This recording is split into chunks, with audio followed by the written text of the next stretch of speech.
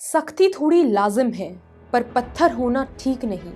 हिंदू मुस्लिम ठीक है साहब, लेकिन कट्टर होना ठीक नहीं। नमस्कार, आप देख रहे हैं दी आवाज। राष्ट्रीय सुरक्षा सलाहकार अजीत डोभाल से ऑल इंडिया सूफी सजदानशीन काउंसिल से जुड़े 20 धर्मगुरुओं का डेलीगेशन मिला। मीटिंग के दौरान धर्मगुरुओं ने देश में कट्टरपंथी ताकतों से शांति और सौहार्द के खतरे पर चर्चा की। डेलीगेशन ने एनएसए के सामने इस बात को भी रखा कि किस तरह से दरगाह शांति और भाईचारा बढ़ाने में अहम भूमिका निभा रहे हैं। मीटिंग के दौरान ऑल इंडिया सूफी सजदानशीन काउंसिल के चेयरमैन सईद नसरुद्दीन चिश्ती ने कहा कि सरकार दरगाहों के वेलफेयर के लिए कदम उठाए। सईद नसरुद्दीन चिश्ती ने कहा कि सूफी कल्चर के जरिए ही देश में फैल रहे कट्टरपंथ से निपटा जा सकता है। ऐसे में सरकार सजदानशीन और सूफी कल्चर को प्रमोट करे। मीटिंग में लगातार बिखरती जा रही मुल्क की गंगा जमुनी तहजीब को बचाने पर भी चर्चा हुई। आखिर क्या है ये गंगा जमुनी तहजीब जिसे हिंदुस्तान को बचाने की जरूरत है?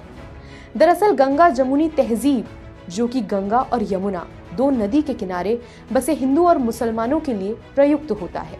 गंगा जमुनी तहजीब में नदियों के नाम का इस्तेमाल केवल इलाकों में रिहायशी के आधार पर ही किया गया है, आस्था के आधार पर नहीं।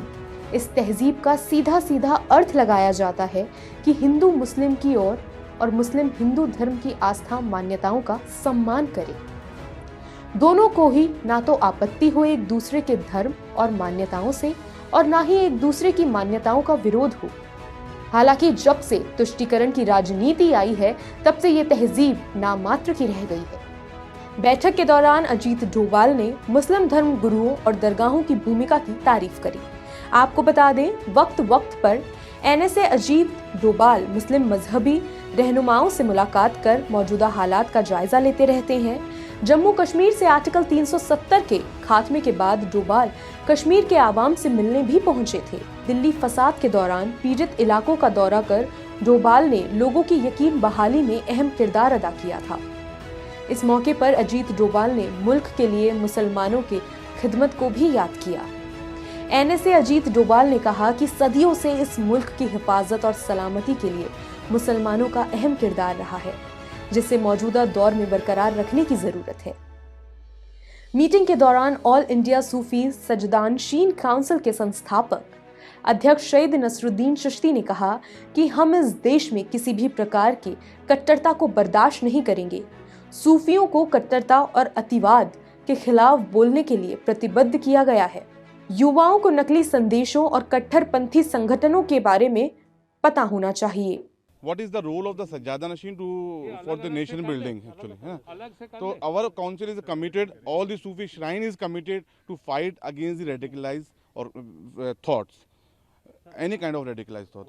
And the second issue is that we are committed to protect the right of the Sajjadanashin for each and every shrine of India. We have brief discussed with the Ajit Dhoral sahab, and it was a fruitful discussion. He ensured us he will do the betterment of the Dargah development and protection of the right of Sajjadanashin, and we are committed to him. Yes, we are standing against the radicalized people. We are not allowed to our youth to spoil their futures to contact this kind of the organization, to become the member of this kind of organization. We do not allow them. Inshallah, we will do the better in the interest of the nation, in the interest of the holy shrine of the all the Indian holy shrines from different religions. अब सवाल ये उठता है कि NSA Ajit Doval क्या फैसला लेंगे और कैसे इसका हल निकलेगा, क्योंकि कोई भी पूरे हिंदुस्तान में कट्टरपंथी नहीं चाहता है। सब चाहते हैं कि सब भाईचारे से रहें, सब प्रेम से रहें और सब में आपसी प्रेम बना रहे। जो भारत सालों पहले था, वो भारत आज भी कायम रहे। इस तरह की अन्य अपडेट्स से जुड़े रहने के लिए देखते रहिए दी आवाज। नमस्कार।